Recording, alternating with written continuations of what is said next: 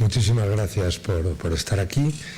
Estamos ya hemos pasado el Ecuador del curso y hoy tenemos la fortuna de tener a José Calvo Pollato. Es un historiador importante y uno de los grandes autores y más veteranos de novela histórica. Contar la cantidad de obras y algunas de ellas realmente trascendentales y muy reconocidas, pues miren, ¿cuántas hay, Pepe? ¿Cuántas tienes? ¿30? 22. Bueno, ya sabía yo que es... en los últimos tiempos ha hecho algunas obras que han tenido una repercusión muy potente. Quizás dos de ellas sobre las que va a volar su conferencia, la globalización en el siglo XVI, tanto la ruta infinita como la travesía final, pues han sido auténticos bestsellers. ¿Por qué? No por oportunismo, sino por la oportunidad, porque cuando se conmemoró el 500 aniversario de la circunnavegación del Elcano, pues no se le hizo, a juicio de muchos de nosotros, el caso que se debiera, incluso hasta se permitió que casi se apoderaran quien no habían tenido nada que ver de eso, porque de pronto Magallanes se había convertido en un héroe nacional de Portugal cuando en su tiempo fue considerado el peor de los traidores por ponerse al servicio de la corona de Castilla. Esa novela fue uno de los hitos importantes y a veces es así como se despiertan, por lo que yo creo que a partir de ahí y a partir de esa publicación y algunas otras, yo creo que la opinión pública empezó a variar y a interesarte. Y que se interesó mucho lo prueba, como les digo, las decenas y decenas de miles de ejemplares vendidos. Ha sido un gran éxito. José Calvo Pollato tiene una importante manera de escribir que yo resumiría en dos trazos esenciales, y es la fidelidad y la investigación y la documentación para que los hechos históricos que se retraten sean lo más... vamos a ver, todo lo que está tocado por la mano humana tiene una subjetividad y por tanto lo que es la verdad absoluta, pues es... pero todo lo más aproximado a la verdad histórica que podemos entender. Y luego dentro de eso él traza sus novelas, yo diría que con una técnica que a mí me sorprende muchas veces, porque es tremendamente eficaz. Es uno de los escritores de novela histórica más eficaces que hay. Esto es, que cumple los objetivos que no sé por qué tienes la impresión que se ha marcado al hacer la novela, y lo hace con mucha limpieza, con una magnífica redacción y con una eficacia de transmisión de lo que quiere contar fenomenal. Y hay un aspecto de él del que muchos escritores hemos aprendido y ese lo van a comprobar ustedes. Es un magnífico comunicador. Es uno de los mejores comunicadores dentro del mundo literario que hay, y me voy a callar para que lo escuchen a él y se den cuenta de que no he contado ninguna mentira, sino que he dicho simple y llanamente la pura verdad. Pepe, es una alegría que estés aquí en la Complutense, que estés en los cursos de verano de la asociación, de nuestra asociación, que desde el principio he formado parte de ella, y un privilegio, creo, para mí, para todos ustedes, que nos acompañe hoy. Muchas gracias.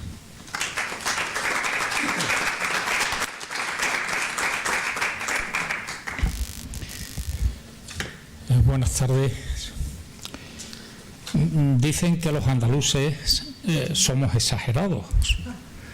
Los amigos también son exagerados cuando dicen cosas, ¿no? Yo tengo que darle las gracias a Antonio Pérez Henares por lo que acaba de decir y por haberme invitado.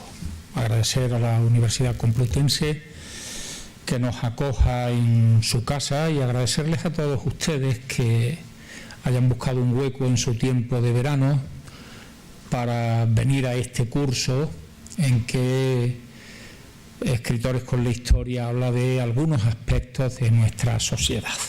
Y voy a hablarles de la idea de globalización en el siglo XVI, en un primer momento, porque más allá de la existencia de otros imperios, grandes imperios, por ejemplo, que hubo en la antigüedad, una de las primeras globalizaciones, si no es la primera, es la que protagonizan los españoles desde los últimos años del siglo XV y a lo largo del siglo XVI. Alguno de ustedes podría decirme, bueno, China es inmensa, pero China no globaliza, no sale de sus fronteras, es un enorme territorio que ocupa una gran parte del continente asiático, pero apenas salen de allí, hacen algunas expediciones, pero con poca proyección exterior.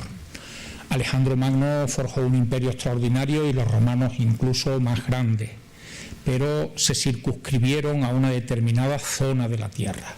La idea global de todo el planeta, de lo que nosotros entendemos por todo el mundo, empieza a cobrar sentido en los últimos años del siglo XV y sobre todo en el siglo XVI, y ahí los países de la península ibérica, las coronas de la península ibérica, Portugal, España, la monarquía hispánica, tuvieron mucho que decir.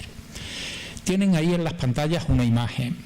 Esa imagen es una imagen del mundo, un mapa mundi, que refleja lo que las coronas de Castilla y de Portugal trataron en el año 1494 en Tordesillas. Es el llamado Tratado de Tordesillas. Los portugueses y los españoles, yo diría que se habían venido arriba. Se habían venido arriba porque lo que hicieron en Tordesillas fue repartirse el mundo. Así, tal y como suena. Incluso el Papa, ya con anterioridad, había dado carta a los reyes de España, a los reyes, a Isabel de Castilla y a Fernando de Aragón. Se le había dado, fíjense, yo creo que la expresión muchas veces se ha utilizado de forma no del todo correcta. Les da el título de reyes católicos. Y cualquiera de ustedes pensará que sería por el servicio que habían prestado a la Iglesia Católica, por ejemplo, expulsando a lo que entonces se llamaban infieles del último territorio que ocupaban en la península ibérica en la Guerra de Granada. O el haber señalado que la unidad en aquel momento se sustentaba sobre un pilar esencialmente religioso que llevó al incumplimiento de las capitulaciones de Granada con los mudéjares granadinos, que tienen que convertirse en moriscos a partir de 1500, o sea, o se bautizan o se tienen que marchar, o la expulsión de los judíos unos años antes, en 1492. La unidad se sustentaba en aquel momento en un criterio esencialmente religioso.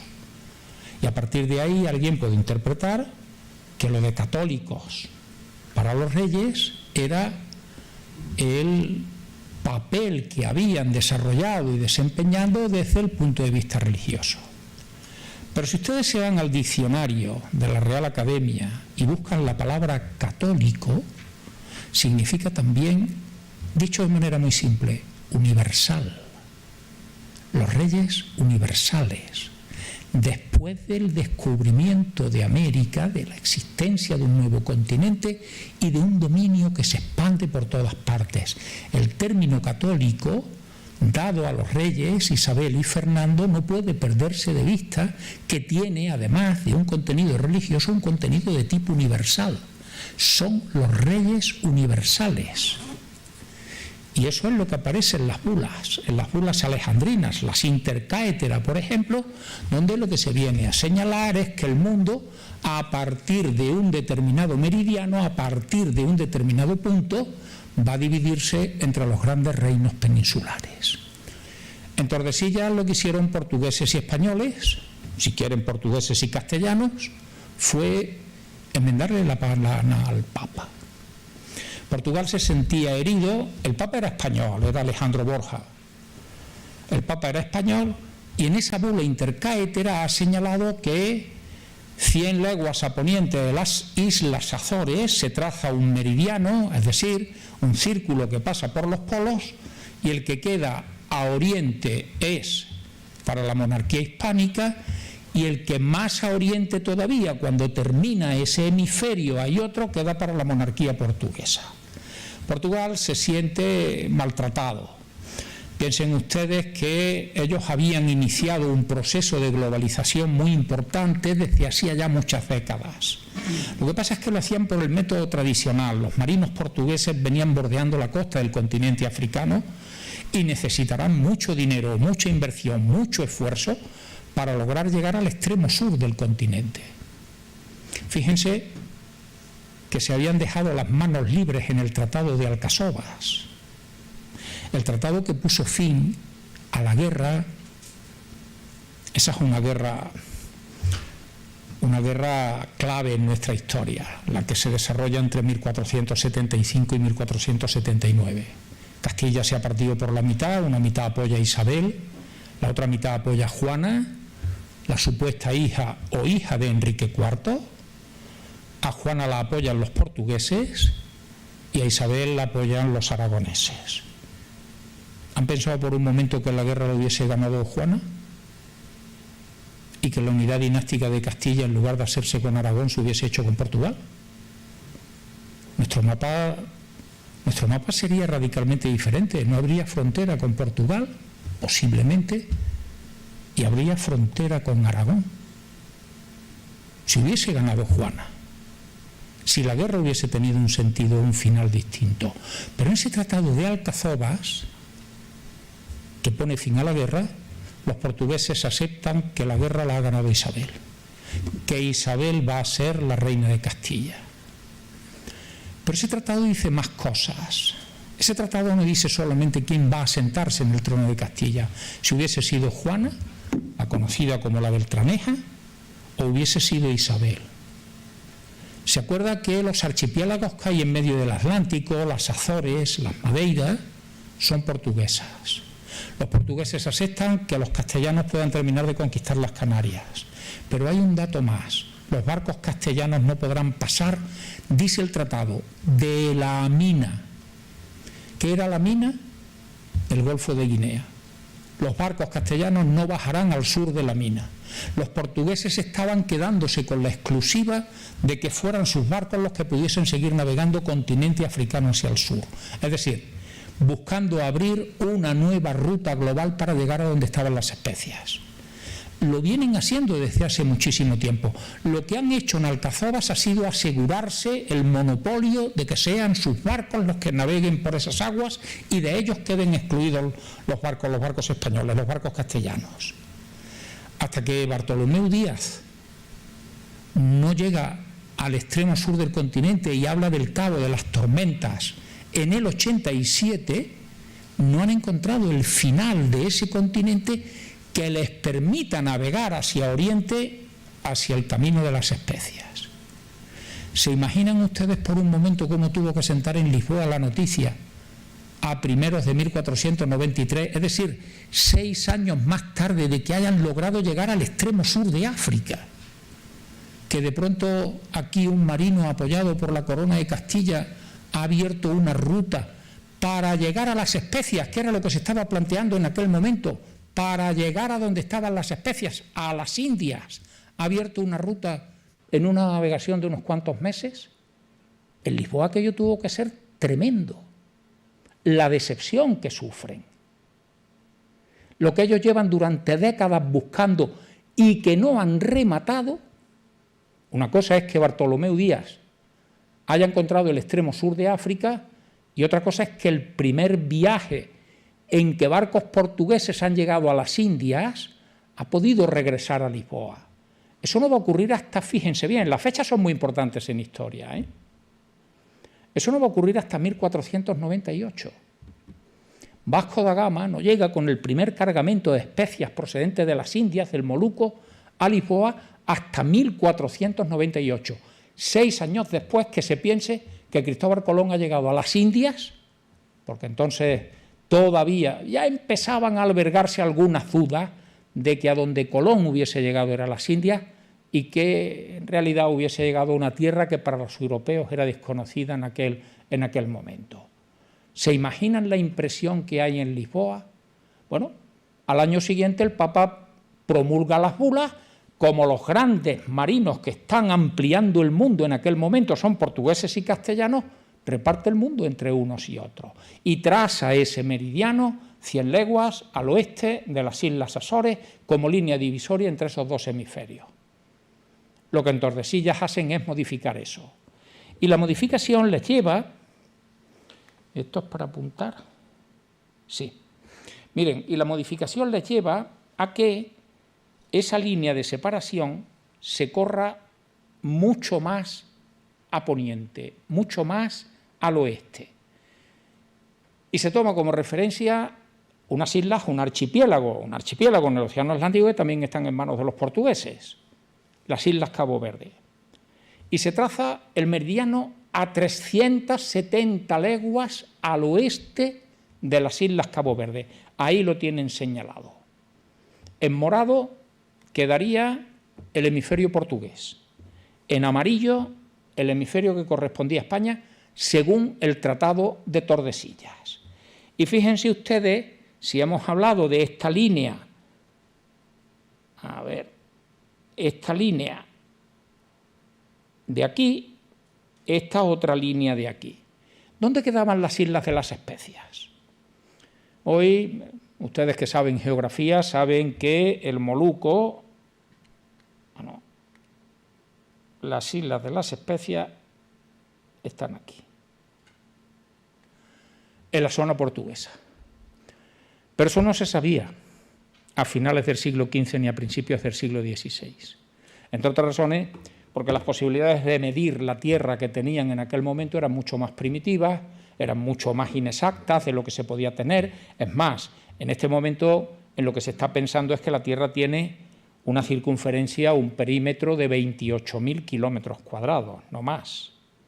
Por eso pensaban que el Océano Pacífico, que lo tienen aquí, en la parte, el extremo occidental del mapa que tienen ahí, ese Océano Pacífico, era un mar pequeño, un mar con muy poca longitud y que por lo tanto se podía navegar en muy pocas jornadas. Con esos criterios, la inexactitud de las medidas, no saben exactamente dónde están las Islas de las Especias. Y ese es el gran debate que lleva a la primera globalización, a la primera gran globalización en los comienzos del siglo XVI. Los portugueses, bordeando África, llegan al extremo sur de África y ponen proa, navegando ahora hacia Levante, hasta las Islas de las Especias. Los españoles buscan llegar por el otro lado pensando que era más corto porque creían que el tamaño de la Tierra eran 28.000 kilómetros en lugar de 40.000 kilómetros, que es lo que en realidad aproximadamente, ¿no?, tiene la Tierra, pensaban que podían llegar muchísimo más pronto, muchísimo antes. Ahí tienen, por lo tanto, ese momento global en que se están repartiendo el mundo y en que sus barcos van a llevar esa idea de globalización por primera vez a nivel de todo el planeta que se ha hecho. Ya les he dicho antes que hubo grandes imperios que ocuparon una determinada zona de la Tierra, que se extendieron sobre un determinado territorio, pero que no abarcaron o intentaron abarcar la totalidad del planeta. Eso es lo que se ha hecho en Tordesillas.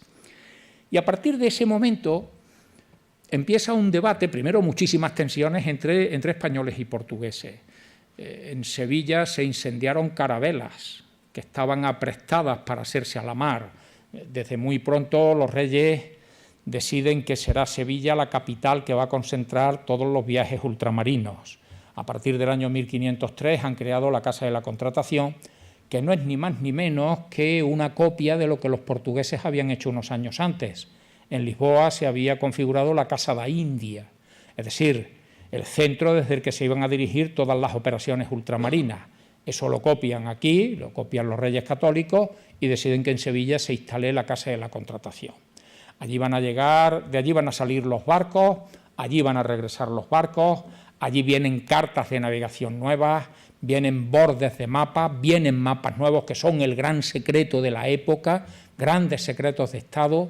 Bueno, pues en Sevilla, que es donde están las flotas, donde se aprestan, se preparan las flotas para que puedan salir a esos viajes de ultramar, se producen sabotajes con mucha frecuencia, arden las carabelas. Se llegan incluso a aparejar flotas para mantenerlas ocultas, no en Sevilla, sino en algún puerto del arco atlántico de la costa andaluza. En Lepe, por ejemplo, se preparan barcos en Sanlúcar de Barrameda. Y lo mismo que ocurre en Sevilla, ocurre en Lisboa. Se incendian carabelas portuguesas, se incendian naos portuguesas. Pueden imaginar quién lo está haciendo. Los portugueses están incendiando barcos en Sevilla y los españoles incendiando barcos en Lisboa. Las tensiones son muy fuertes pese a la política matrimonial que se está desarrollando, que lo único que hace es aplacar un poco esas tensiones, porque en realidad están buscando los dos lo mismo. Un camino para llegar a las especias y, a ser posible, un camino que les lleve por su hemisferio al sitio donde están esas especias, y esperan que quede además en el territorio que, según el reparto que se han hecho, quede en uno de los dos lados. Ese es el panorama, esa es la situación que se está planteando en aquel momento. Colón muere en 1506 y todavía está convencido de que él ha llegado a las Indias. Él ha llegado a la tierra de Zipango, a la tierra de Catay, a las tierras que describió Marco Polo, a las tierras de las especias, pero no las han encontrado. Pero ya en 1506 son muchos los que piensan que Colón no ha llegado a las Indias. Colón ha llegado a un territorio que era desconocido, al que se va a bautizar con el nombre de América por un mapa que hizo Waldismuller y que, con notoria impropiedad, atribuyó determinados méritos a un navegante que estuvo primero al servicio de Portugal y después al servicio de Castilla, que se llama Américo Vespucio. De ese nombre, Américo Vespucio, derivó América, y hay cierta indignación en España, pero ya saben que nunca hemos defendido bien nuestras posiciones en el marco internacional, ¿no? No es que las hemos defendido, es que seguimos sin defenderlas, ¿no? Hace algunos años, todos ustedes lo recordarán, la dictadura argentina buscó distraer la atención de determinados problemas internos y atacó un enclave que los ingleses mantienen en el Atlántico, las Islas Malvinas, ¿no? ¿Recuerdan cómo la denominaban muchos de los periodistas españoles? Las Falklands, nombre que los ingleses le dieron a las Malvinas. Nombre de Malvinas que se lo pusieron los españoles, pero nuestros propios periodistas decían las Falklands, utilizando el término inglés. Sí, nunca hemos defendido estas posiciones de una manera clara, como no defendieron en aquel momento, a principios del siglo XVI, que el hecho de que un alemán, Waldismuller, hubiese hecho un mapa al que denominaba a esas tierras donde Colón había llegado como América, ya se lo digo con notoria impropiedad, ¿no? Ya son muchos los que piensan que aquello es una tierra nueva, nueva para los europeos, entiéndanme, nueva vista desde Europa, y que por lo tanto las Indias, que es lo que realmente están buscando, quedan más al oeste, quedan más a poniente. Por lo tanto, el gran objetivo de los españoles en los años siguientes es buscar la manera de llegar más a poniente. Sospechan que hay un mar y que al otro lado de ese mar estarán las islas de las especias, estará el Moluco. Lo tienen bastante claro a partir de 1505, 1506, 1507, pero hasta 1513 no tienen la prueba definitiva.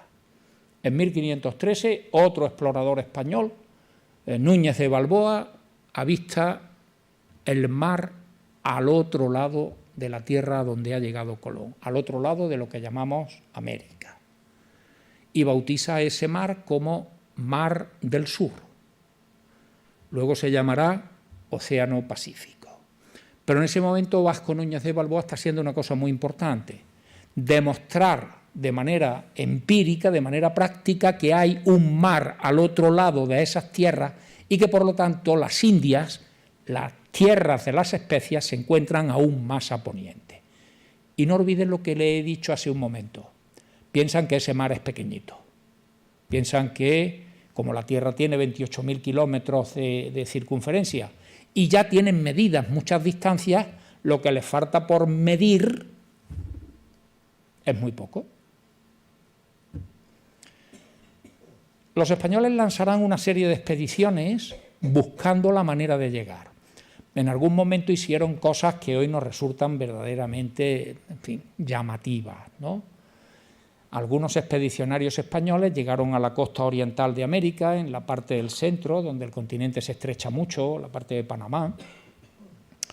Desarmaron un bergantín, se lo echaron a cuestas lo llevaron durante 80 kilómetros y lo volvieron a armar en la otra costa.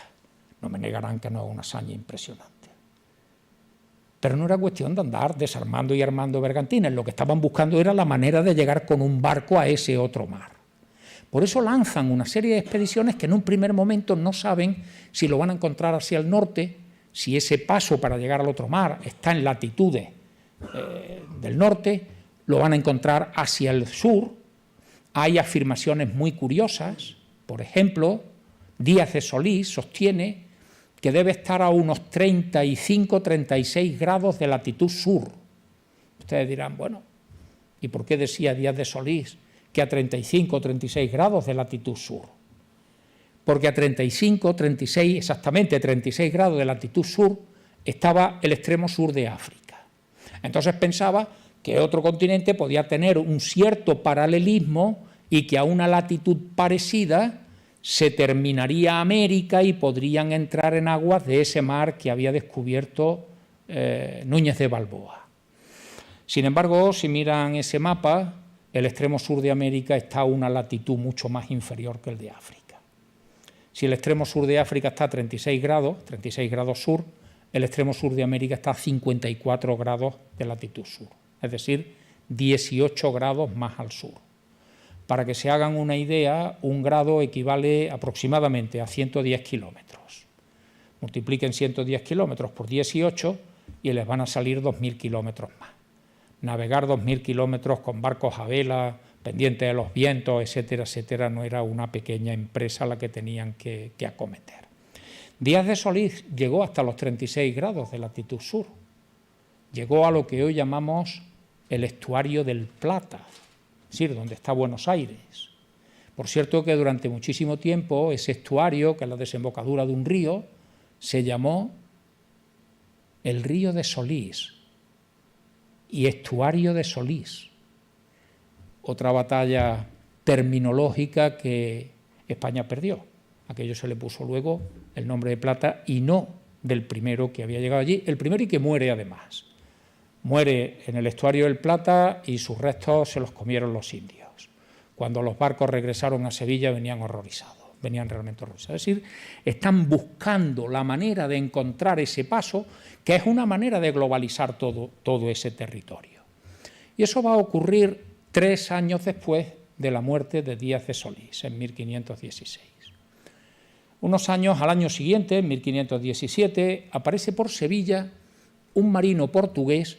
Antonio se ha referido antes a él, es Fernando de Magallanes, cuando se castellaniza su nombre, que está, digamos que encorajinado con su rey. Está encorajinado con su rey porque él ha estado en la zona de las Indias, es decir, lo que hoy sería Sumatra, Borneo y todos esos territorios, ha estado a las órdenes del duque de Albuquerque, del duque de Almeida, de los grandes virreyes portugueses en ese extremo, ha participado en algunos combates, cree que se merece algún reconocimiento. Y él ha pedido a su rey 2 cosas. Una, que le suba la pensión, para que nos entendamos. Y 2, que le otorgue un hábito de la Gran Orden Militar Portuguesa. La Gran Orden Militar Portuguesa es la Orden de Cristo. Pues ni le sube la pensión ni le da el hábito de la orden militar. Por eso Magallanes está un tanto encorajinado, como he dicho antes, con su rey, viene a Sevilla y llega en 1517, cuando ya ha llegado la noticia de que el extremo sur de América no está a 36 grados, que allí hay un gran entrante, que hay un río, que Díaz de Solís ha muerto. Sevilla se habla de esto, ¿no? Pero llega también en un momento político muy complicado. Fernando el Católico ha muerto en enero de 1516, el 23 de enero de 1516, en un pueblecito de Extremadura, en Madrigalejo. Se ha hecho cargo de la regencia el cardenal Cisneros. Cisneros tiene ya 81 años. Y la reina de Castilla está encerrada en Tordesillas. Otra Juana. Pero esta, en lugar de decirle la Bertraneja, le dicen la loca. Juana la Loca es la reina de Castilla. Su padre, Fernando, ha gobernado Castilla, pero no como rey, sino como regente. Y ya saben ustedes que un regente es alguien que ejerce un cargo, en este caso un cargo de gobierno, en nombre de otra persona que es el titular. La titular de la corona de Castilla era Juana de Aragón. Fernando era el regente.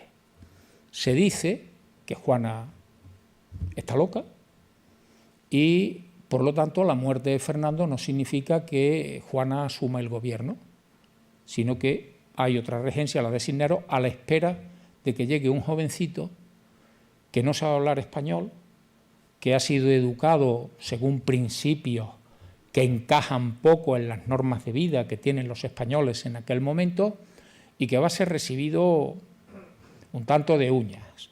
Y las uñas crecerán en los meses siguientes porque los que vienen además con él nos están dando un ejemplo de lo que debe ser un gobernante, ¿no? En algunas ciudades castellanas y en concreto en la Universidad de Salamanca aparece un término: comunidad. Lo han acuñado profesores de Salamanca, básicamente son agustinos, franciscanos, dominicos, y lo que sostienen en unos escritos que empiezan a circular es que los intereses de la comunidad están por encima de los intereses del soberano. Y si los intereses de la comunidad entran en conflicto con los intereses del soberano, es lícito sublevarse contra ese soberano. Ya tienen servida la guerra de las comunidades. Por eso les digo que Magallanes llega en un momento complicado políticamente.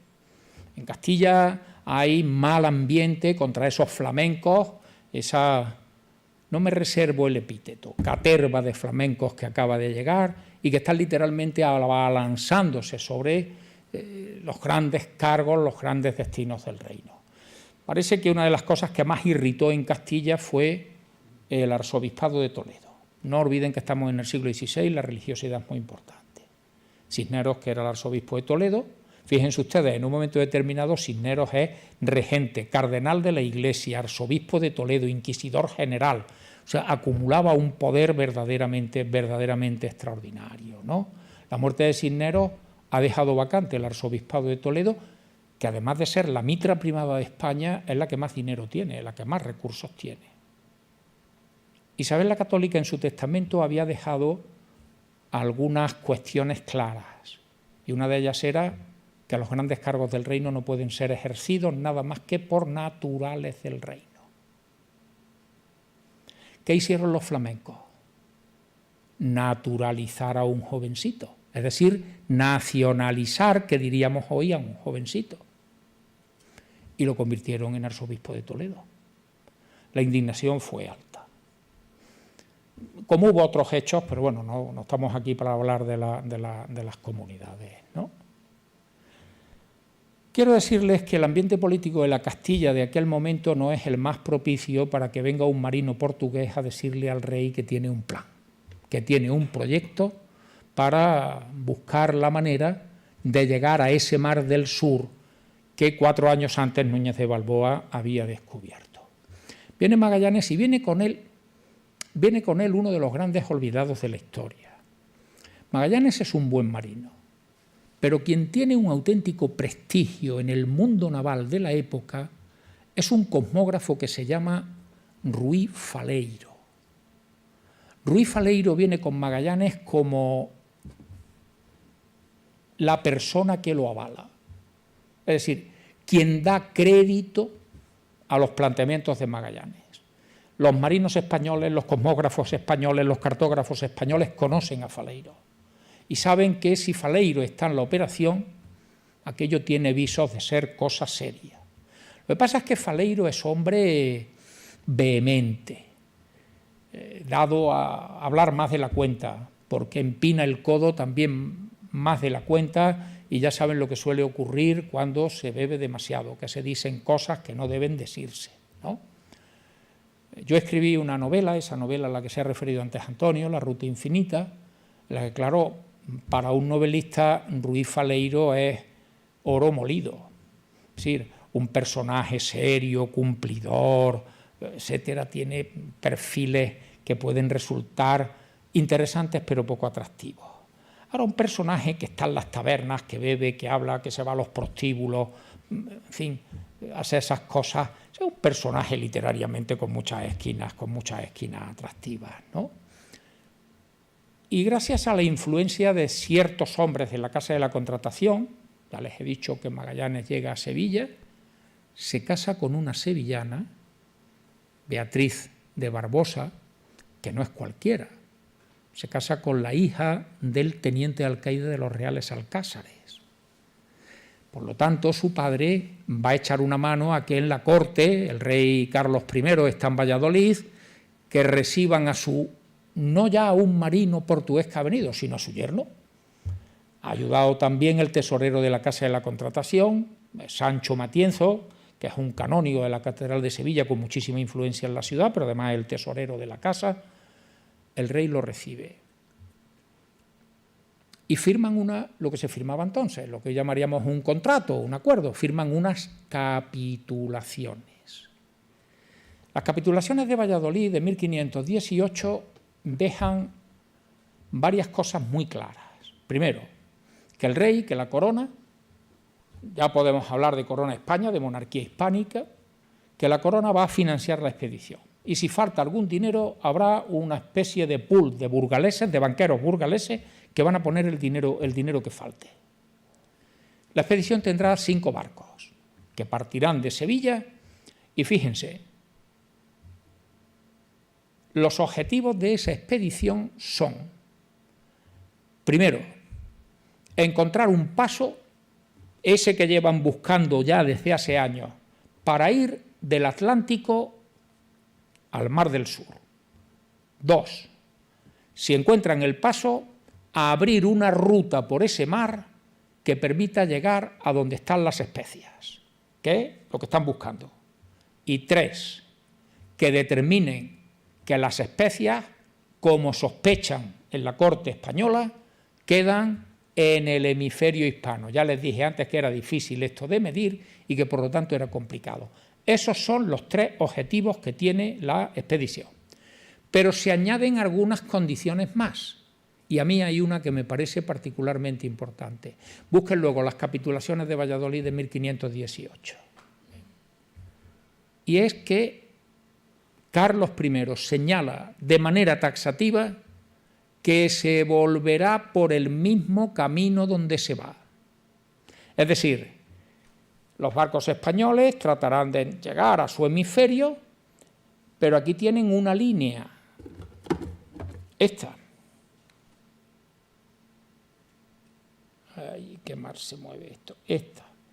Esta línea, aunque yo la señalé en un mar, ya saben cuál es, no la pueden sobrepasar. Es decir, que no entren en aguas del hemisferio portugués, que bastantes tensiones tiene. Que una vez que lleguen a su destino, si es que llegan, regresarán por el mismo camino donde han ido. Con esa decisión Carlos I está diciendo otra cosa más. Está prohibiendo que se le dé la vuelta al mundo. Si no pueden entrar en el hemisferio portugués, si tienen que volver por el mismo camino del hemisferio español para encontrar el paso para llegar a las Indias, si no pueden entrar en aguas portuguesas, no pueden darle la vuelta al mundo. Ustedes han oído hablar de la vuelta al mundo de Magallanes, ¿verdad?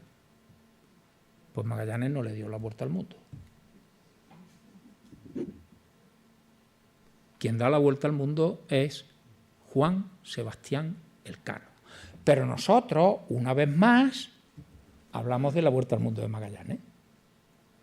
Ya no les digo los ingleses, que si van al Museo Naval de Londres y entran, verán un cuadro de un pirata que se llama Drake y pone debajo el hombre que dio la primera vuelta al mundo en 1580. Habría que añadir debajo 60 años después de que la diera Elcano, ¿no?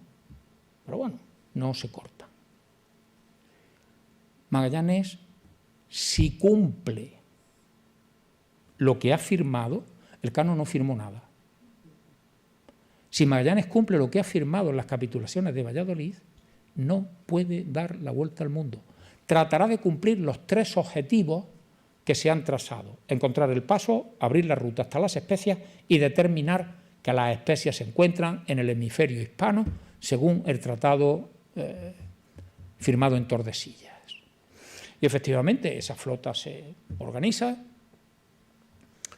5 barcos, 4 naos, una carabela, que zarpan del puerto de Sevilla en el año 1519. Magallanes ha llegado en el 17 a Sevilla, el rey lo ha recibido en marzo del 18, marzo del 18 en Valladolid, y los barcos se han preparado y van a zarpar de Sevilla el 10 de agosto de 1519.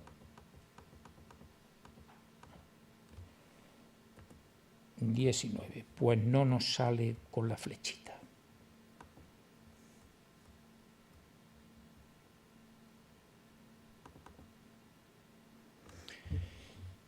Aquí tienen el viaje que va a comenzar el 10 de agosto de 1519, saliendo de ese punto verde, que se supone que es el puerto de Sevilla. Y el viaje se inicia con lo tienen marcado en amarillo, bajan a las Canarias, allí hacen la última guada. Por cierto, les he dicho que la flota que manda Magallanes, el cano es un maestre.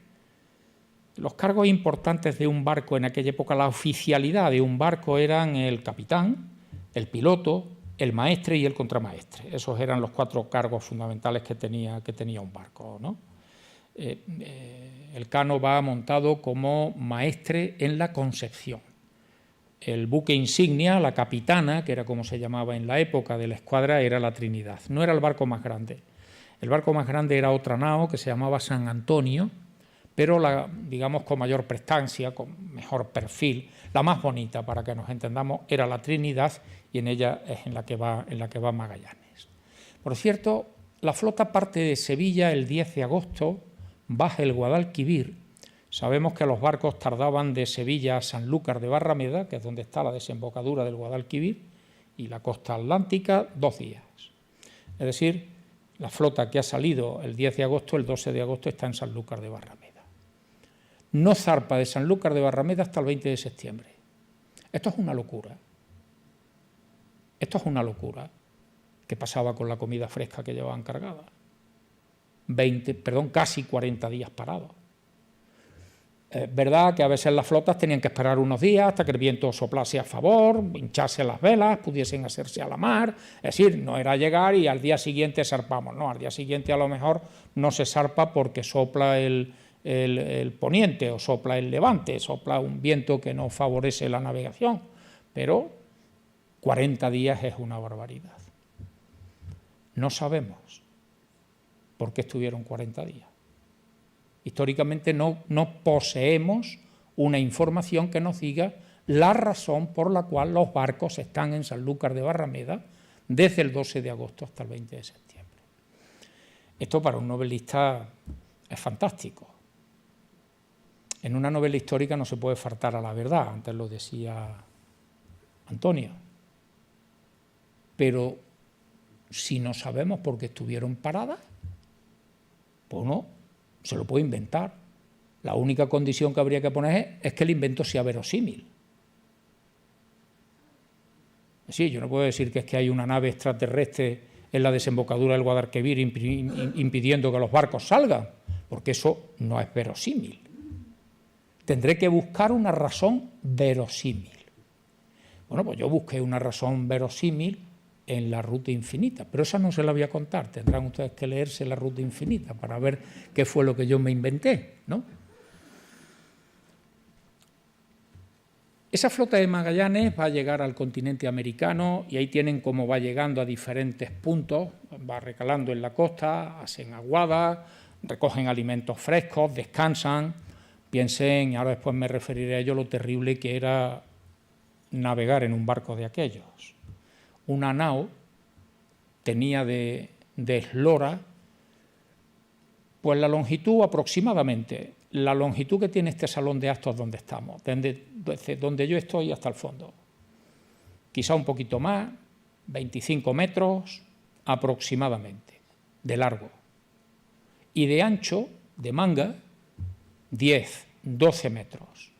Si ustedes multiplican 30 por 10, pongamos por caso, son 300 metros cuadrados. Esa es la superficie de un barco, de una nao. Allí viven 50 hombres.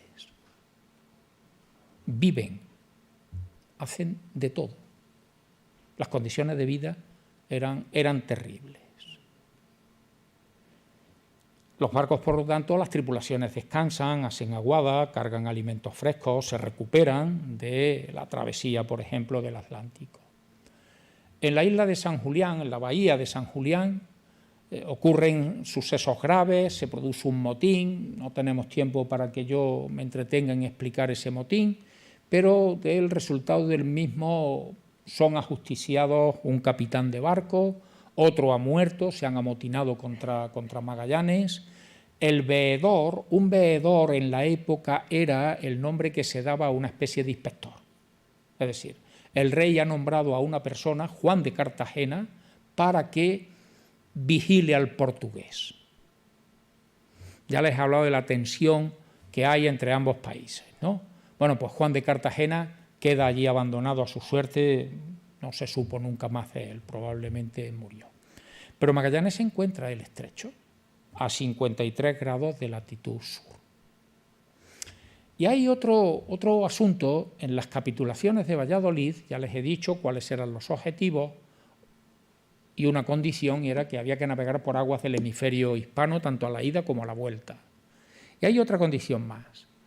Carlos I ha señalado que en caso de que se encontrase el paso, un barco de la flota volverá rápidamente a España para decir que ha encontrado el paso. Para los españoles aquello era fundamental. Llevaban buscándolo ya mucho tiempo. Entonces, si lo encontraban, querían tener rápidamente noticia de decir, ya podemos, los barcos pueden ir por este camino al Mar del Sur. Hay un barco que cumple esa orden, pero la cumple mal, porque lo que hace es desertar. Es decir, sin autorización del almirante de Magallanes, la San Antonio, ¿recuerdan que les dije que era el barco más grande de la flota? La San Antonio ha abandonado la expedición y ha puesto rumbo a España. Y como era el barco más grande, era la despensa de la escuadra. Tienen poca comida. Pero como el Océano Pacífico es pequeñito, consideran que la Tierra tiene 28.000 kilómetros, en pocos días de navegación encontrarán el segundo de sus objetivos, las Islas de las Especias. Y además, como según el mapa que hemos visto anteriormente, ese mar es pequeñito y lo encontrarán pronto, está en el hemisferio hispano, porque cuanto más se alargue el mar, más se aleja la posibilidad de que las Islas de las Especias estén en el hemisferio hispano. Magallanes toma la decisión de seguir, de que no tienen mucha comida y siguen. Pero Magallanes no llegará a las Islas de las Especias. En abril de 1521 se mete en un combate donde se están enfrentando tribus de la época, de la zona, y en ese combate muere. Y aquí se acaba la aventura de Magallanes. Ha descubierto el paso y ha empezado a abrir la ruta que lleve a donde están las Especias, pero no ha llegado. No exactamente en ese momento, pasan muchas más cosas. Muy poco después, los españoles han perdido un barco en las costas de lo que hoy es Argentina, la Santiago, la carabela pequeñita, la San Antonio se ha marchado. En realidad las que han cruzado el estrecho de Magallanes son tres: la Concepción, la Trinidad, el buque insignia, y la Victoria. Recuerden que el Cano era el maestre de la Concepción. Los españoles sufren una serie de problemas graves, entre ellos la matanza de Cebú, que les lleva a perder una parte importante de las tripulaciones. Y esa pérdida significa que no tienen gente suficiente para manejar los tres barcos que quedan. Y deciden pegarle fuego a uno de ellos. Y arde la Concepción. Los tripulantes de la Concepción se reinstalan en los dos barcos que quedan el buque insignia, la Capitana, la Trinidad, que era la que mandaba Magallanes, y la Victoria. Y se ponen al frente de esos dos barcos un burgalés, Gonzalo Gómez de Espinosa, y Juan Sebastián Elcano. Gómez de Espinosa, que tiene mayor rango que Elcano, manda la Trinidad, el barco, la Capitana, y Elcano, el otro barco, la Victoria. Y ellos son los que llegan a las Islas de las Especias. Cargan los barcos de especias y los cargan tanto que la Trinidad revienta. Cuando se hace a la mar está tan cargada que el casco se abre y pueden volver a puerto. Con lo cual tienen dos opciones. No era cuestión de arreglar unas tablas que se habían roto, era cuestión de construir un casco nuevo, 6 meses. O se esperan allí 6 meses todos, o la Victoria zarpa sola. Y en ese momento, entre Gómez de Espinosa y Elcano deciden que ellos no van a volver por el mismo sitio. Es posible que Magallanes, si hubiese vivido, hubiese tomado la misma decisión. El mar del sur, el Océano Pacífico, no era un mar pequeñito. Era un mar enorme. No conocían los vientos dominantes, no conocían las corrientes marinas, no conocían prácticamente nada. Habían cargado el barco de clavo, quedaba poco espacio para la comida. Meterse otra vez en ese océano inmenso era ir a una muerte prácticamente segura. Eso explica en buena medida que Elcano y Gómez de Espinosa también decidieran haberse hecho a la mar y meterse en aguas del hemisferio portugués. Aquí tienen en azul cómo cambia el mando. El trozo de línea que va marcando la dirección del viaje en amarillo es la que manda Magallanes. Magallanes muere aquí, en Mactán, en ese punto negro, y a partir de ahí, y después de una serie de vicisitudes, fíjense ustedes que ahí la línea azul hace muchas curvas y contracurvas en que están tomando decisiones, no saben muy bien qué hacer, hasta que en noviembre de 1521 Elcano se asa a la mar con la Victoria y pone rumbo a España, pero entrando en aguas portuguesas. La Victoria entrará en Sanlúcar de Barrameda el 6 de septiembre de 1522. Recuerdan que habían salido el 10 de agosto de 1519 en Sevilla, pero de Sanlúcar de Barrameda el 20 de septiembre. Han regresado prácticamente a los 3 años. La Victoria no puede navegar, está desarbolada y de hecho para subir a Sevilla tienen que remolcarla. La Victoria llega remolcada, aprovechando las mareas y llevada a remorque por 2 barquitos, un batel que ha bajado de Sevilla y otro barco de Sanlúcar de Barrameda, y entran en Sevilla cumpliendo esa vuelta al mundo remolcados. No sé si ustedes han visto un cuadro, está en el Museo Naval, lo pintó un pintor vasco que se llama Solabarría, en que se ve a Elcano y a sus hombres, 17, bajando de la Victoria, van andrajosos, desgreñados, escuálidos, en muy malas condiciones, ¿no? Con velas. Llevan en las manos velas. Yo durante muchísimo tiempo pensé que Solabarría, bueno, pues, en fin, en su derecho como creador, se había imaginado aquello. Y cuando estuve documentándome a fondo para ver detalles con respecto a esto, vi que Elcano y sus hombres lo primero que piden cuando llegan a Sevilla no es un pollo para comérselo porque estaban hambrientos. Piden velas. Habían hecho una promesa a la Virgen que si los sacaba de una tormenta le pondrían una vela. Y es lo primero que hacen, irse al convento de los franciscanos de Triana, a la Virgen de la Victoria. El día 8 de septiembre es Nuestra Señora de la Victoria, a ponerle una vela a la Virgen. Solabarría estaba recogiendo un acontecimiento histórico. Esto es lo primero que hace.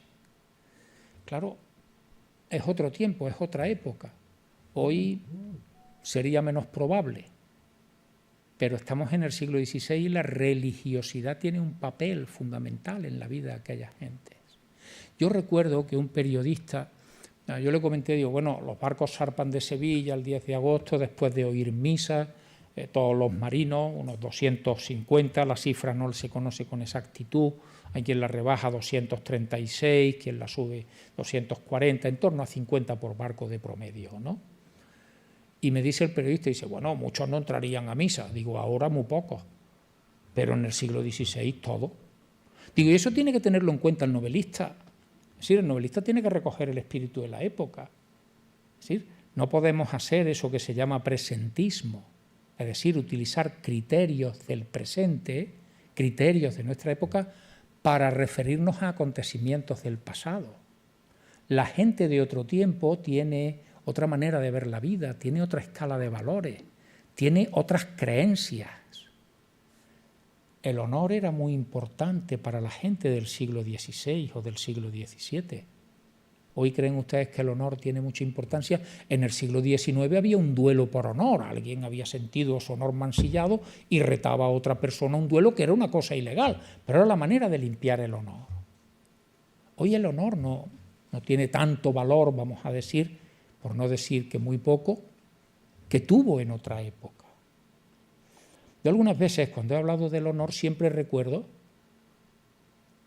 las palabras que Calderón de la Barca pone en boca de Pedro Crespo en el alcalde de Zalamea. El alcalde de Zalamea, hay un momento en que Pedro Crespo dice al rey, la hacienda y la vida se han de dar, pero el honor es patrimonio del alma y el alma solo es de Dios. ¿Qué está diciendo Calderón? Que el honor está por encima de la vida y de la hacienda, que eso se le puede dar al rey, pero el honor no. Es decir, las gentes de otro tiempo tienen criterios diferentes a los nuestros y cometemos un error si lo juzgamos con parámetros y con criterios de nuestra época. Eso no debe hacerse nunca. Voy concluyendo. En estos dos mapas han podido ustedes ver cómo los españoles están globalizando el mundo. Están conectando unas tierras con otras. En los años siguientes, Urdaneta descubrirá cuáles son los vientos dominantes en el Océano Pacífico y eso le permitirá establecer una ruta comercial desde las Filipinas a Acapulco, de Acapulco por tierra a Veracruz, de Veracruz a Sevilla, líneas comerciales que están recorriendo gran parte del planeta. O decirle que Elcano, que participará en otra expedición a las Indias, a la tierra de las especias, se embarcará en el año 1525 en una expedición que manda Yufré García de Loaiza. Hernán Cortés, que está en ese momento en México, recibe noticia de que esos barcos tienen problemas. ¿Qué hace Cortés? Preparar en Acapulco una flota que vaya en ayuda de esos compatriotas que están a punto de llegar a las Islas de las Especies. Fíjense el concepto global que tienen ya los españoles en aquel momento. Cortés no está solo pendiente de haber derrotado a los mexicas, haberse apoderado del imperio, de su imperio, etc. Recibe noticia de que hay barcos españoles que tienen problemas en el Pacífico y decide organizar una flota que vayan en su ayuda. Han globalizado el mundo, están globalizando el mundo en aquel momento en un imperio que va a adquirir, como les decía al principio de la conferencia, unas dimensiones verdaderamente extraordinarias, ¿no? Elcano le escribió al rey cuando llegó a Sanlúcar de Barrameda y le dijo que le había dado la vuelta al mundo. Carlos I ya ha regresado de la coronación, ya además de ser el rey de España, el rey de la monarquía hispánica, es el emperador del Sacro Imperio Romano Germánico. Ha terminado la guerra de las comunidades. La guerra de las comunidades se ha desarrollado mientras que le estaban dando la primera vuelta al mundo, ¿no? Y le dice a Elcano que vaya rápidamente a Valladolid y le cuente lo que hay, qué han hecho.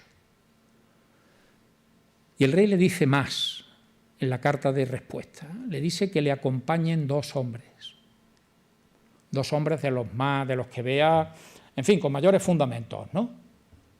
De los que más sepan. ¿Quién creen ustedes que debía ser el que más sabía de aquel viaje? Probablemente un italiano que no sabemos muy bien de qué iba.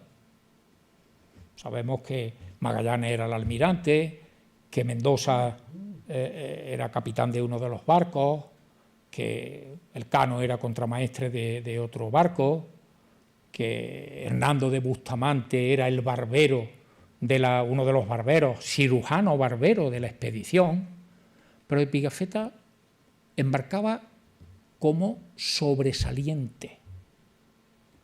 Y un sobresaliente en términos marinos, saben que en términos taurinos tiene otro nombre, no el sobresaliente. En términos navales, un sobresaliente es aquel que no tiene asignado ningún destino concreto. Bueno, Pigafetta dejó su diario, donde había ido tomando nota de todo lo que había ocurrido, de muchas de las cosas que habían ocurrido a lo largo del viaje. Elcano debería haberle dicho a Pigafetta que fuera uno de los que le acompañase. No. Elcano escoge a Hernando de Bustamante, a ese barbero, ese cirujano barbero, y a Albo, el piloto de la Victoria. Debía llevarse mal con Pigafetta. Y si ustedes buscan el nombre del Elcano en el diario de Pigafetta, esfuerzo inútil. No lo encontrarán. Pigafetta no nombra a Elcano en todo su diario. Raro. Elcano es el capitán, es decir, si quieren el almirante o lo que queda de la flota, que es un barco. Durante 9 meses, de noviembre del 21 a septiembre del 22. No lo nombra. Magallanes, léanse en el diario de Pigafetta las páginas que dedica a la muerte de Magallanes. Es un auténtico devoto de Magallanes. Por eso no nombra Elcano. Porque Pigafetta es consciente de que quien le está dando la vuelta al mundo es Elcano. Y por lo tanto, a silenciarlo. Porque es la única manera que tiene de engrandecer a Magallanes. Por eso Elcano, cuando se va para Valladolid, y que el rey los va a recibir inmediatamente, se lleva a otros dos y no precisamente a Pigafetta. Se lo digo porque muchas veces tomamos como referencia Pigafetta. Pigafetta contaba muchas películas en su diario, ¿no? O sea, nos decía que había indios con las orejas tan largas que les servían de manta, se tapaban con ellas cuando dormían, por ejemplo, ¿no? Es decir, frente a ello está el diario de Albo, del piloto de la Victoria, que es un documento muy poco literario, muy poco atractivo de leer, pero donde uno sabe en qué punto cada día se encontraba la flota. Era un piloto y medía la posición en que se encontraba. Por lo tanto, es un documento científico con poco atractivo literario. Claro, cuando Pigafetta cuenta esas cosas de árboles que se autorriegan, es decir, que ellos mismos echan el agua para regarse a ellos, o que hay indios, como les he dicho antes, con las orejas tan largas que se acostaban y se cubrían con ellas a modo de manta, eso resulta más atractivo que Albo nos esté diciendo hoy día 14 de junio de 1521, la mar está en calma, la altura del sol está en la posición en que se encuentra el barco, son tantos grados de latitud sur. Eso, y al día siguiente, hoy 23 de junio, eso no tiene atractivo ninguno, pero es un documento científico de un valor extraordinario para poder reconstruir, fíjense, en qué posición se encontraba y cuál es el recorrido que esa expedición pudo realizar en cualquier momento, ¿no? Elcano, recibido por el rey, volverá a participar, como les he dicho, en otra expedición en el año 1525 y muere en el 26 en el Océano Pacífico. No sabemos, no hay tumba de Elcano. Elcano fue sepultado por sus hombres en aguas del Pacífico cuando muere en el verano de 1526. Es él quien da esa vuelta al mundo. Y concluyo. Vamos a ver. Aquí tienen, esto es una reconstrucción de la nao Victoria. Entenderán rápidamente que es una reconstrucción. Fíjense qué bandera lleva en la popa. La bandera de España, que no aparece como tal bandera de España, con bicolor, roja, amarilla y roja, hasta el año, no recuerdo muy bien, 1785 creo que, o 1786, en el reinado de Carlos III. se ha discutido mucho sobre qué emblema llevaban en las velas los barcos españoles. Parece ser que la cruz de Santiago, los portugueses llevaban la cruz de la Orden de Cristo y eso les permitía distinguir a unos barcos de otros. Y aquí tienen, la próxima vez un ratón nos vendría de miedo. Aquí tienen la teórica vida en una carabela. Fíjense el apelotonamiento, permítanme la expresión muy poco académica, que tenían que tener en un barco. Fíjense cómo estaban un día, otro día, otro día, un día más, ¿no? Y aquí tienen, claro, cuando llevo en un rato termina dominando esto.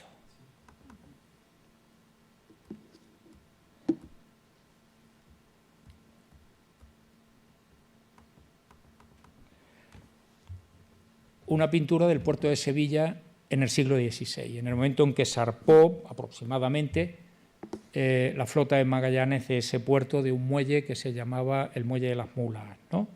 La Giralda, ese barrio que tienen ahí delante de ustedes, lo que se ve en la parte inferior de la foto es Triana, el extremo de Triana, el Guadalquivir, y al otro lado el Arenal de Sevilla, es decir, la extensión de arena que había entre la ribera del río y la muralla de la ciudad, ¿no?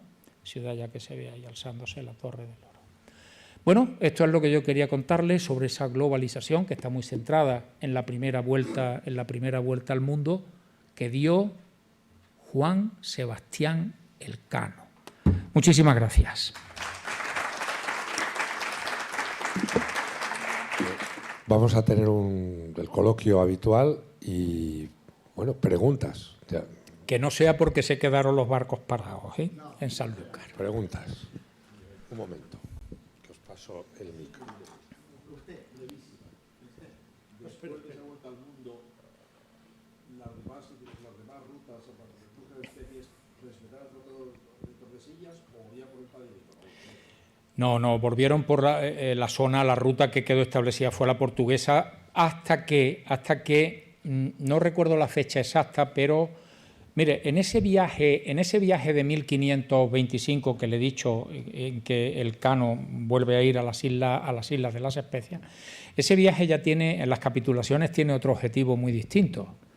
La mitad de los hombres que van a bordo son soldados, van a apoderarse de las islas, es decir, están convencidos de que las islas están en el hemisferio hispano y que por lo tanto lo que van es a conquistarlas y si tienen que enfrentarse militarmente con Portugal lo harán.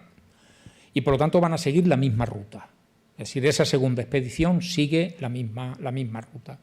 Pero se dan cuenta de las enormes dificultades que tiene hacer esa ruta y sobre todo para regresar. De tal manera que hasta el año... Y en ese viaje de 1525... va un joven grumete, tiene 18 años, se llama Andrés de Urdaneta.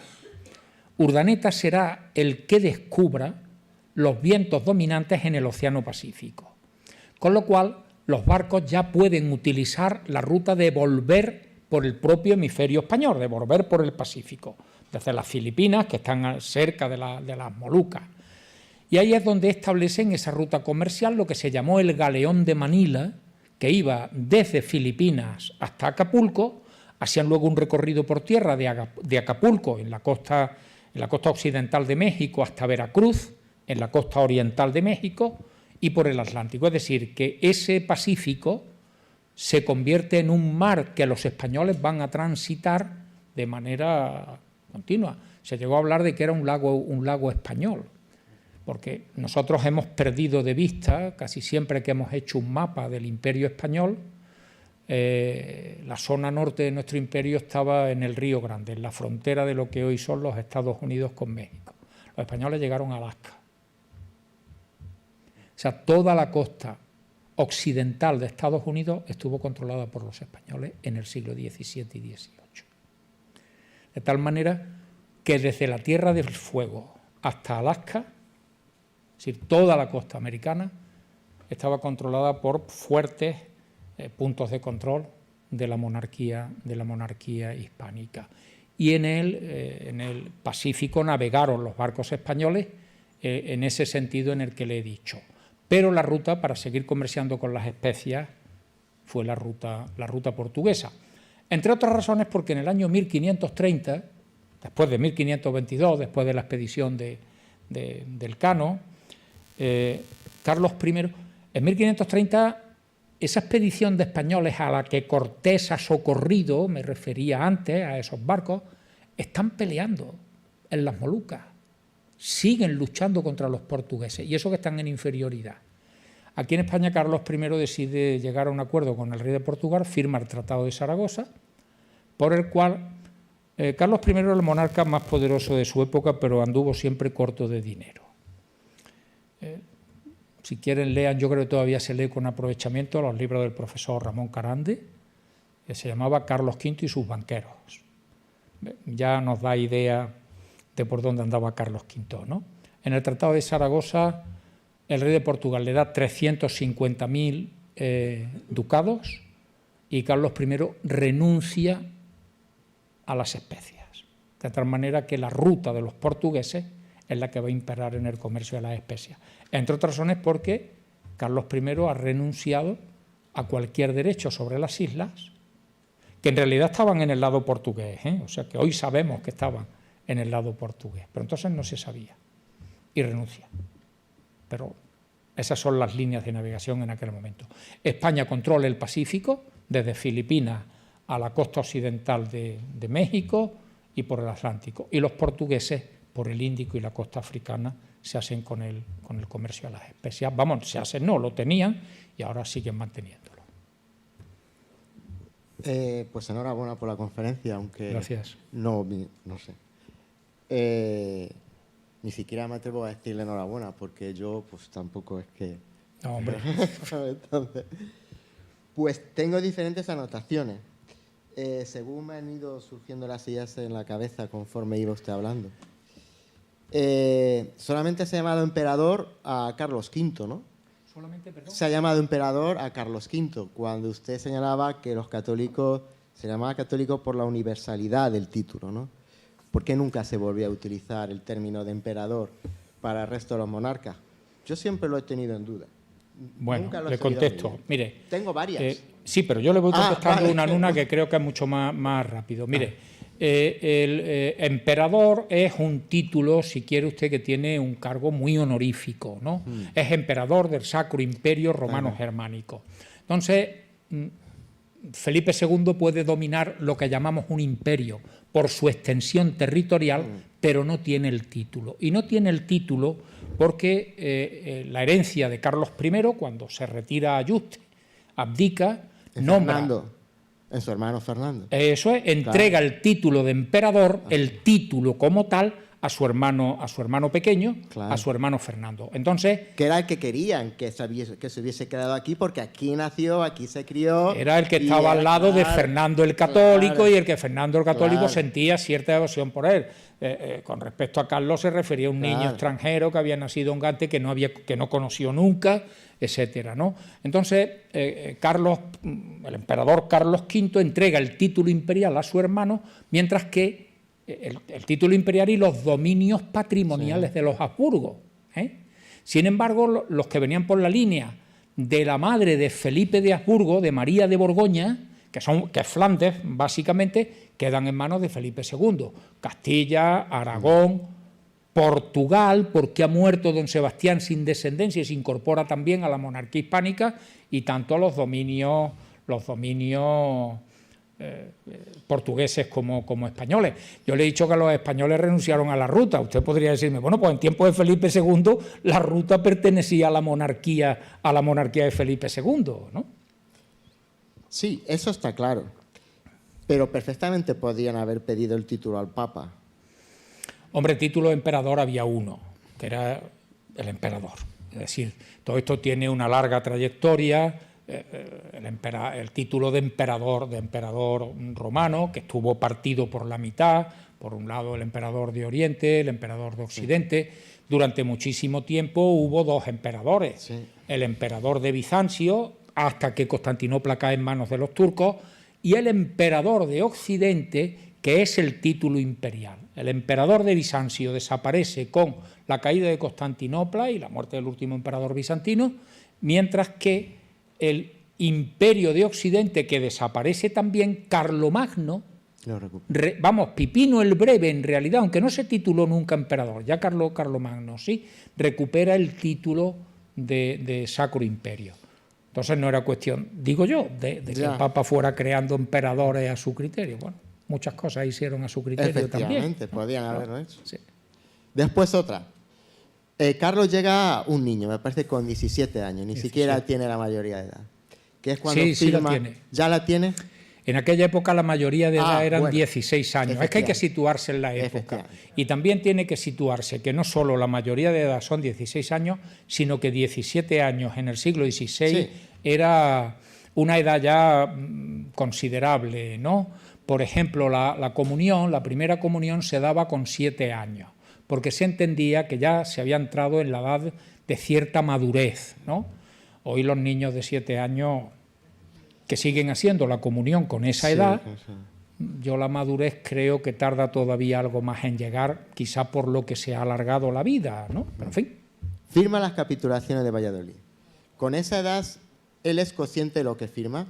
Es exagerado el contenido de las capitulaciones de Valladolid, capitulaciones que por otra parte nunca después se cumplieron respecto a todos los derechos que se le reconocían a Magallanes. ¿Fueron exageradas? Es decir, ¿él fue consciente de lo que firmó o hubo presiones en el contenido de las capitulaciones? No, presiones no. Lo que pasa es que había un modelo de capitulación. La capitulación era el contrato que se firmaba en la época. Entonces eran dos partes contratantes, cada una señalaba en esas capitulaciones qué era lo que aportaba, se señalaban en el caso de que se cumplieran los objetivos que los beneficios se repartirían de una determinada forma e incluso que había concesión de determinados honores, títulos, etcétera, etcétera, si las cosas terminaban. Pero se han criticado mucho porque eran exageradas respecto a los derechos que se le reconocían a Magallanes. No, no se le reconocían. Sí. No se le reconocían tantos derechos. El rey le dio un hábito de Santiago, sí se lo concedió y poco más. No es como las capitulaciones de Colón. En las capitulaciones de Colón sí no sabían lo que estaban firmando y fueron excesivas. Hay otros autores que en vez de Victoria dicen Vitoria. ¿Es Victoria No, es Vitoria? el nombre de la santa, Victoria, no es Vitoria. Ha aparecido por ahí un planteamiento de que era el nombre de la ciudad. En aquel momento los barcos normalmente tenían el nombre de santo. Fíjese lo que es los nombres de los barcos de la escuadra. La Trinidad, la San Antonio, la Concepción, la San Juan, la Victoria. Podría haber sido Santa Victoria. ¿Pudo haber muerto por fuego amigo? ¿Quién? Magallanes. No tenemos ningún dato que pueda pensar eso. Cae luchando contra los nativos, ven que va armado de una determinada forma y saben que es el jefe. Entonces, sabiendo que es el jefe, concentran los de estos. El Cano fue uno de los sublevados en su momento. Sí. ¿Pigafetta puede hacer que él ignore precisamente por esos antecedentes del Cano? No. Yo creo que más bien es por mi opinión, ¿no? Por ensalzar la figura de Magallanes, no es por el Cano. Describieron, incluso hay una obra de Stephen Zweig, la biografía de Magallanes, donde llega a decir que el Cano es un delincuente. Pero claro, no cuenta toda la verdad. El Cano se embarca huyendo de la justicia. O sea, el Cano se tiene que embarcar porque aquí lo está buscando la justicia. ¿Pero por qué está buscando la justicia el Cano? ¿Ha matado a alguien? ¿Ha robado? ¿Es un corrupto? No. El Cano lo que ha hecho ha sido que contrataba el barco que tenía la corona a cambio de un dinero. Necesitaba dinero para pagar a su tripulación y pidió un crédito a unos banqueros genoveses y ofreció como garantía su barco. Si al cabo de un año no devolvía el crédito, los genoveses se quedaban con el barco. ¿Qué fue lo que ocurrió? La ley de la época señalaba que estaba prohibido vender o enajenar barcos a extranjeros. El Cano, que había ofrecido el barco como garantía, esperando que le pagaran a tiempo, no pudo pagar y perdió el barco. Por eso lo estaba buscando la justicia. Pero eso no lo explica Zweig. Se limita a decir que era un delincuente. Y muchas gracias. Nada, muy bien. Usted. Pepe, una pregunta. A ver, bueno, habló La Trinidad, la de Burgalés, intenta volver por donde teóricamente tenía que volver. No lo consigue y precisamente por eso, ¿qué es de esos hombres? Sí. ¿Y qué es de los hombres que apresan los portugueses de la Victoria? Claro, la San Antonio vuelve. Las otras, hay 2 barcos que tienen supervivientes. Los de la Trinidad, prisioneros, y también de los portugueses, los prisioneros de la Victoria.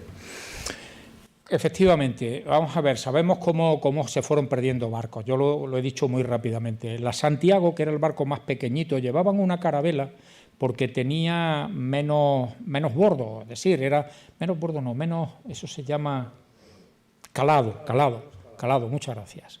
Tenía menos calado y entonces cuando se pensaba que iban a encontrar un paso, las aguas iban a ser menos profundas y una carabela podía meterse mucho mejor por allí que una nao que tenía más calado, ¿no? La Santiago se pierde frente a un poco al sur de la bahía de San Julián, ¿no? La San Antonio deserta, como hemos dicho. La Concesión la queman porque no tienen gente para maniobrarla y quedan la Trinidad y la de esta. El Cano vuelve con la Victoria y la Trinidad se queda en Tidor, donde carpinteros construyen un casco nuevo y Gómez de Espinosa trata de regresar por el Pacífico, es decir, no salir del hemisferio español, pero en lugar de bajar hasta el estrecho que hoy se llama con toda justicia, me parece a mí, estrecho de Magallanes, en lugar de bajar hacia allí, lo que hace es ir hacia México, es decir, salir de Tidor y navegar hacia Acapulco. Estuvieron 9 meses combatiendo contra tormentas y ya con el barco desarbolado, en muy malas condiciones, regresan a Tidor, donde están ya los portugueses, los apresan, ejecutan a algunos, los someten a trabajos forzados y sobreviven 10 o 12. Y cuando Carlos I contrae matrimonio con Isabel, que será luego la emperatriz Isabel, una de las cosas que le pide a quien era ya su cuñado era que aquellos hombres vuelvan. Y vuelve Gonzalo Gómez de Espinosa, y vuelven algunos más con él, pero al cabo de bastantes años, ¿no? Y con respecto a la tripulación de la Victoria, cuando llegan a las Cabo Verde, el Cano ha tratado por todos los medios de no acercarse a la costa africana, porque sabía que aquella era la ruta que seguían los barcos portugueses. Y cuando cruzan el Ecuador, que entonces se llamaba la línea equinoccial, cuando cruza la línea equinoccial el Ecuador, ya se pega a la costa. ¿Por qué se pega a la costa cuando cruza la línea equinoccial? Porque el Tratado de Alcazaba decía que los barcos españoles no podían navegar al sur de la mina, Golfo de Guinea, que es donde está el Ecuador. Pero él sí podía ya pegarse a la costa porque sí podía navegar por el hemisferio norte, al norte de la mina. Ahí es donde ya consiguen alguna comida. Y llegan a las Cabo Verde. Pero claro, el Cano lo que les dice a los portugueses es que él viene de América, que ha habido una tormenta, que ha dispersado la escuadra, que su barco se ha quedado aislado, que se ha quedado sin comida, y los portugueses le venden comida. Por cierto, que allí es donde comprueban por primera vez, le dicen los portugueses, bueno, pues tienen ustedes suerte, mañana es día de mercado, podrán ustedes comprar muchas cosas porque viene gente de distintos puntos de la isla a ofrecer sus productos. Mañana es jueves. Entonces al Cano no le cuadran las cuentas. En su cuaderno, lo que ahora son los modernos cuadernos de bitácora, era miércoles. No, era al revés, perdón. Le dijeron que el día de mercado era el miércoles y era en su cuaderno de bitácora tenía que era jueves. Aquello no les encajaba y los portugueses le decían que era miércoles. Entonces se dan cuenta de que han ganado un día, que le han dado la vuelta al mundo. Que han ganado 24 horas, han ido navegando y le han ganado. O sea que esto tampoco se lo inventó Willy Ford ni ninguno de esos, sino que fueron los españoles, fueron esta gente cuando llegan a las Cabo Verde se dan cuenta de que es día de mercado y sin embargo ellos tenían que era un día posterior y habían ganado un día. Y cuando están comprando esos productos hay algunos marinos que se han llevado pequeñas cantidades de clavo del que traían en el barco en la Victoria para comprar, y los portugueses descubren que traen clavo. Clavo no hay en América. Entonces se dan cuenta que el cano no venía de América, sino que venía de las Indias. Intentan detenerlo y a 14 que se encuentran en las islas los detienen.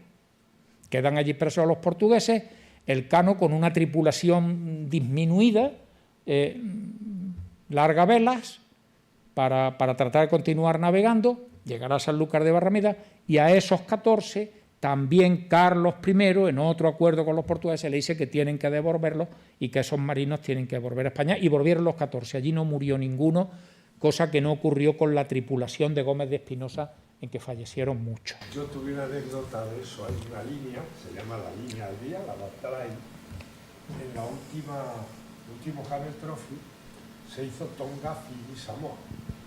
Bien, en un momento determinado se pasa esa línea.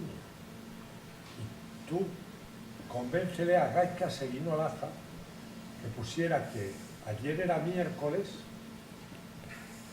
y al día siguiente era martes. Era martes, claro. Y decía, era una discusión tremenda, y una hostia voy a poner yo el cuadro de bitácora y lo van a ver los de Bilbao.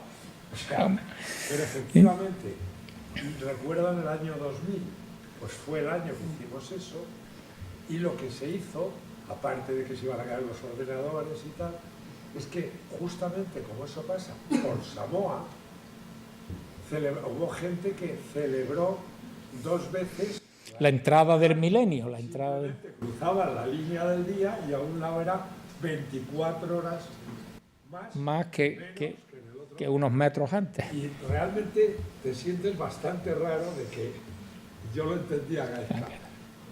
Si ayer era martes, hoy será miércoles. Y además, ¿qué van a pensar los de Bilbao, no? ¿Alguna pregunta más? ¿No? Bueno, pues nada, muchas gracias.